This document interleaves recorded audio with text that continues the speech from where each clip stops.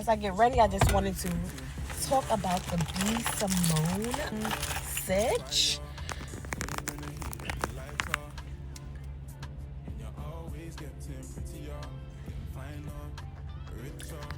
And honestly, my opinion is not popular. My opinion is not popular. So they talked about a bunch of things in that best friend video. And it was hard for me to see if they liked each other for real. If they were really friends. Or maybe it's more of a transactional type of relationship. Like B. Simone gets affirmations and feedback from the friend. The friend get a lavish lifestyle here and there, or get to meet the celebs and whatever else. They never talked about the business that the friend was doing or was willing to do with someone else, because she probably didn't feel she can ask Simone, or maybe she was nervous to ask Simone. I don't know.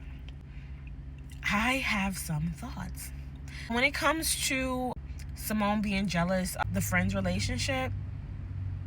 That was interesting. She was jealous, but she was pretty much saying he wasn't showing up for me. She was used to her friend showing up. Now her friend was in more of a romantic type of relationship. I think the friend was in a domestic violence type of situationship, because for her to drive all the way to see her and then turn back, it was probably more anxiety. She probably was getting messages from the person like, what are you doing, why are you leaving? It could have been so many things. She probably was already overwhelmed, which is why she ended up canceling her time with Simone. Or it could have been like she couldn't show up for herself, so it's hard to show up for other people. And that's for both of them.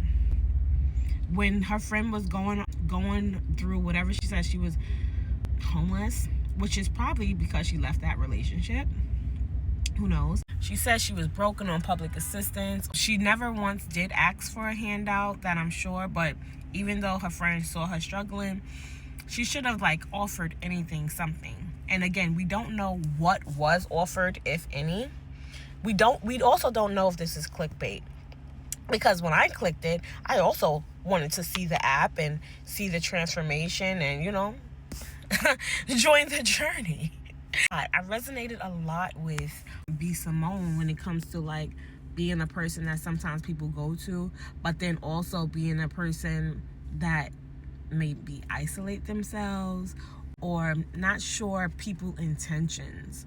They don't want to be taken advantage of because they've been taken advantage of in the past, right? And then also, you can keep telling people how to do stuff and keep pushing people. You can teach them how to fish, but you can't make them do it. I don't know. Y'all both is seeming a little bit shady. Are y'all really friends? But then it's what's the real background story? Because y'all not saying everything. What's everything? I want to know what y'all really was thinking in the moment and what's going on here. She was saying how she loves hustler men.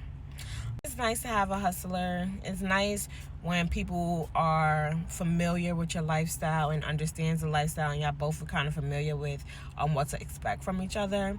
But when it comes to two hustlers, that's can be similar to a long distance relationship for real, because y'all both are focused on your goals. Then it's I need you to support me here, but they can't support you there because they're doing X, Y, and Z.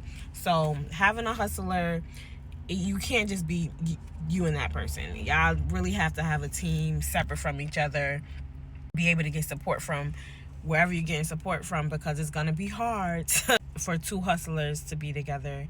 At some point, some person will have to take a back seat so that somebody else can thrive, and vice versa. Unless y'all manage your schedules well, and to each his own. Everybody kept saying that selfish was a bad thing. It seems so bad. It seems like a curse word. It's you're a liar. Sometimes the word hustler could be you're a hustler. You're an opportunist. But in this case, when you're going on your journey, when you're transforming to a better person, when you're realizing some of the things you were doing did not look like the path you see for your future, you have to be a little selfish. You got to cut people off that's doing the things that you don't want to do. that's in spaces where you don't want to be. Even if you're not cutting them off fully, or maybe you still have love for that person, but you just have to like remove yourself so that you can do what you need to do. For example, they was at the BET Awards. Afterwards, she ended up coming home to do the podcast instead of going out. One, she was on a fast, so if she would have went out, not to say that she'll be tempted, but there is temptation going out. She's trying to do have a different type of lifestyle. She probably just don't want to be in those type of spaces. So being selfish and keeping to yourself when you're trying to get better or trying to do better. Maybe you can't extend yourself the way people assume you can, or maybe you extended yourself in the past and now in this present moment you just can't do it because you can't even show up for yourself the way you need to or you want to. And now it's just like people telling you about their problems. You're like, I got my own problems right now. I just cannot. Or I'm starting something right here and all my resources going there. I just cannot. Or if it's not one thing, it's another thing with you. I just cannot, But yeah, I do understand doing all the good things for the wrong person or at the wrong time, and now having the feeling anxious or guarded. But anyway, I came here to say a bunch of things. A bunch of things. Scared because things happen when you speak, gift giver. So, like, I really started to get interested in, like, some of the things that was being said. She was saying how she was helping people, and, like, I'm sure she was thinking about how do she turn something she loves to do and into something. She also spoke a lot about having a team. I wish I had a good team. And that's not, to me, like a good set of friends. Like a good team to help me build, whether it's hiring, outsourcing, for like my app, the books, and all that other stuff. When she said she had an app, I was just even more intrigued because it's like, hey, girl, I already kind of resonate with you a little bit. And now you're talking about you're in tech. Come here, girl. Yes. So I wanted to see it, but I ended up just being on the wait list for it. Maybe I should start my podcast again, interviewing all the entrepreneurs. That was fun.